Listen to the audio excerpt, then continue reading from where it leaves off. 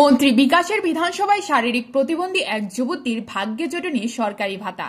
শারীরিক প্রতিবন্ধী ওই যুবতী পরিবারের নেই প্রধানমন্ত্রী আবাস যোজনার প্রকল্পের সরকারি ঘর, অথচ রাজ্যের জনজাতিদের উন্নয়নের লম্বা চওড়া ভাষণ দেওয়া রাজ্যের জনজাতি কল্যাণ দপ্তরের মন্ত্রী বাহাদুর সবকিছু জেনে শুনেও নীরব দর্শক। রাজ্যের প্রত্যেকটি ভিলেজ কমিটি, গ্রাম পঞ্চায়েতের প্রধানমন্ত্রী আবাস যোজনা প্রকল্পের ঘর প্রদান করা হয়েছে বলে দাবি করা হলেও রাজ্যের সহজ সরল জনজাতিরা এখনো যে লাঞ্ছিত বঞ্চিত তার জ্বলজ্যান্ত প্রমাণ প্রতিবন্ধী ওই যুবতীটি।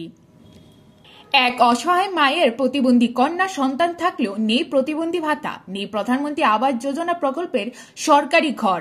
এই দৃশ্য রাজ্যের উপজাতি কল্যাণ দপ্তরের মন্ত্রী বিকাশ দেববর্মার নির্বাচনী কেন্দ্র তথা 29 কৃষ্ণপুর বিধানসভা কেন্দ্রের অন্তর্গত খাসিয়ামঙ্গল এলাকায়।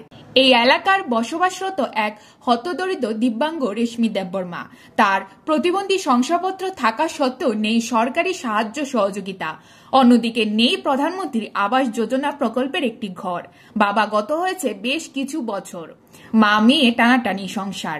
এ প্রসঙ্গে বলতে গিয়ে এলাকার এক সমাজসেবী জানান, 6 বয়স থেকে কোনো এক কারণে রেশমি দেববর্মার পা বিকল হয়ে বর্তমানে দিব্যাঙ্গের তালিকায় নিজের নাম নথিভুক্ত করেছে। সেই থেকে আজ পর্যন্ত এই অসহায় পরিবারে ভাগ্যে জোটেনি কোনো প্রকার সাহায্যের সহযোগিতা, অথচ তাদের এই দুরবস্থার সময় পাশে দাঁড়িয়ে সহযোগিতা করার কাউকে পায়নি এই অসহায় পরিবারটি। আত্মীয় পরিজন কিছু সাহায্য সহযোগিতার হাত বাড়িয়ে দিলে এই দিয়ে কোনো প্রকার চলছে তাদের টানাটানি সংসার।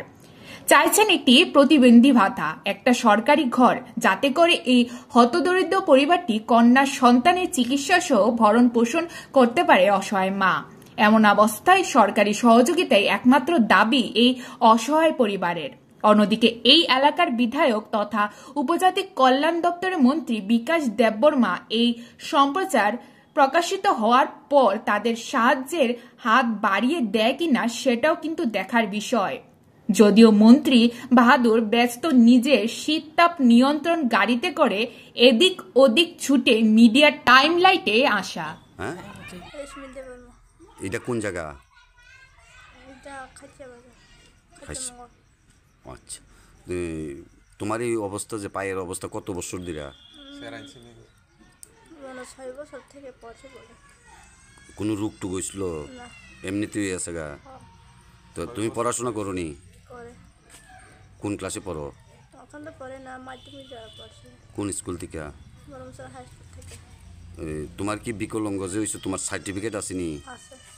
ভাতা টাতা পাইছনি সরকার থেকে? না। সার্টিফিকেটটা কই? মাধ্যমিক না, ওই যে পা যে ভালো না, তোমার এই সার্টিফিকেট আসেনি বিকলাঙ্গ সার্টিফিকেট? তোমরা পরিবারে কতজন লোক? আমার মা লাগে 2 জন থাকে। তোমরা কি করে খাও? ওই মাসি তার একটু দেই, পিসি তার একটু দেই। এমনি আর অন্য রুজি রোজগার নাই? না।